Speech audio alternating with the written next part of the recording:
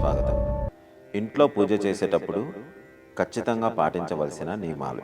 చాలామంది నిత్యం పూజలు చేస్తూ ఉంటారు.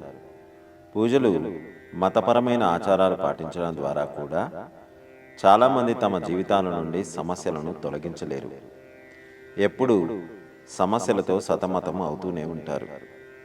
ఎన్ని పూజలు చేసినా తమ సమస్యలు ఎందుకు తీరడం లేదు, కష్టాల నుండి ఎందుకు తాము గట్టెక్కడం లేదు అని చాలామంది ఆవేదనకు గురవుతూ ఉంటారు. అయితే మీరు ఇంట్లో పూజలు చేసేటప్పుడు ఈ తప్పులు చేస్తున్నారేమో చూసుకోండి. పూజలో పొరపాటున కూడా చేయకూడని తప్పులు ఏమిటో ఇప్పుడు మనం ఈ వీడియోలో తెలుసుకుందాం. ఇంట్లో పూజ చేసేటప్పుడు తప్పనిసరిగా ఇంటిని శుభ్రం చేసి తడి బట్టతో ఇల్లు మొత్తం తుడుచుకురావాలి. అంతేగాని ఇంటిని శుభ్రం చేయకుండా ఎట్టి పరిస్థితుల్లో కూడా పూజ చేయకూడదు. చాలామంది స్త్రీలు తలస్నానం చేసిన తర్వాత అలాగే జుట్టు విరబోసుకొని దేవునికి పూజలు చేస్తూ ఉంటారు. అయితే ఏమాత్రం మంచిది కాదు అని పండితులు చెబుతున్నారు. స్త్రీలు పూజ చేసేటప్పుడు ఖచ్చితంగా జడ వేసుకొని పూజ చేయాలి.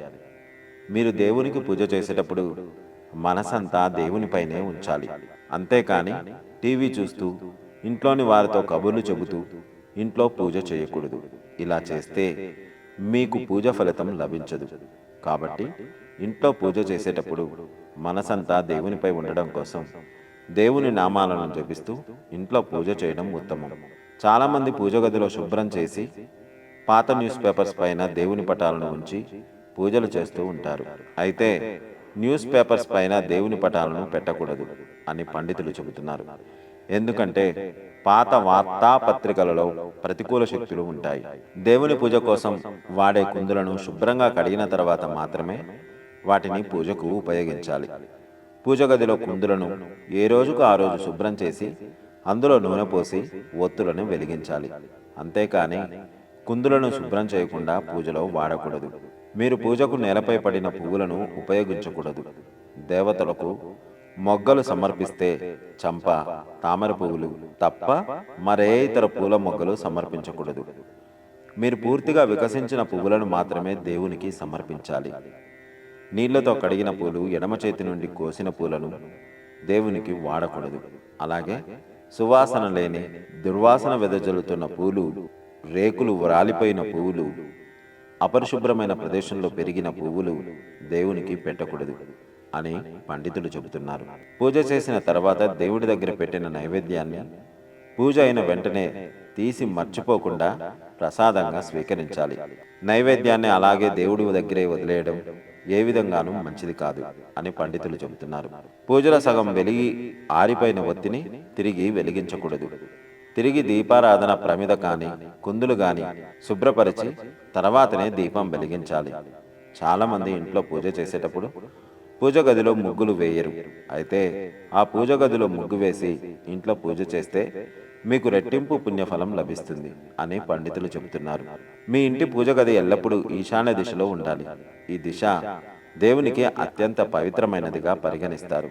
అయితే మీ ఇంట్లో పూజ గది ఈశాన్య దిశలో ఉంటే మీకు రెట్టింపు పుణ్యఫలం లభిస్తుంది. పూజ గదిని ఎల్లప్పుడూ శుభ్రంగా ఉంచుకోవాలి. ప్రతిరోజు ఉదయం పూజ గదిని శుభ్రం చేయాలి. దుమ్ము ధూళి ఉండకుండా చూసుకోవాలి. ప్రతిరోజు పూజ చేసే సమయంలో తాజా పువ్వులను మాత్రమే దేవుని ఫోటోలపై పెట్టాలి. వాడిపోయిన పువ్వులను పూజకు వాడకూడదు. పూజలో ఉపయోగించే తులసి దళాలను కోయాలంటే మగవారు మాత్రమే కోయాలి.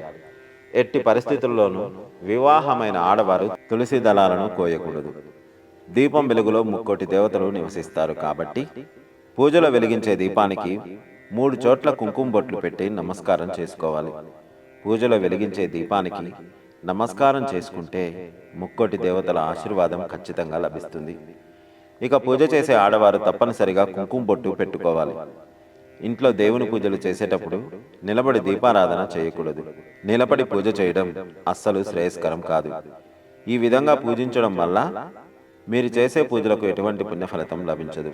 కాబట్టి ఇంట్లో నిలబడి పూజ చేయకండి. కూర్చొని మాత్రమే పూజ చేయాలని గుర్తుంచుకోండి. సాధారణంగా ప్రతిరోజు ఉదయం పూజ చేయడం వల్ల మనసు ఎంతో ప్రశాంతంగా ఉంటుంది. అయితే ఉదయం ఆఫీస్ పనుల మీద హడావుడిగా బయలుదేరుతూ పూజ చేసే సమయం ఉండడం లేదు. ఇలా ఉదయం పూజ చేయలేని వారు సాయంత్రం పూజ చేయడం వల్ల మంచి ఫలితాలు కలుగుతాయి. ఇక సాయంత్రం కూడా పూజ చేయడం కుదరని వాళ్ళు ప్రతిరోజు పూజ గదిని శుభ్రం చేసి పువ్వులతో అలంకరించి పూజ చేయాల్సిన పని లేదు. అగరవత్తులు వెలిగించి దేవుడిని స్మరించుకుంటే చాలు.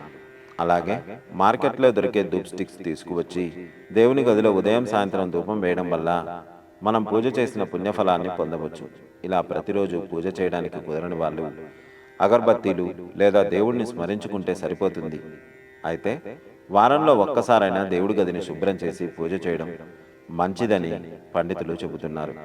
విఘ్నాలను తొలగించే అధిపతిగా మొదటి పూజలను అందుకునే విఘ్నేశ్వరుడికి తెల్ల జిల్లేడు పువ్వులు ఇష్టం.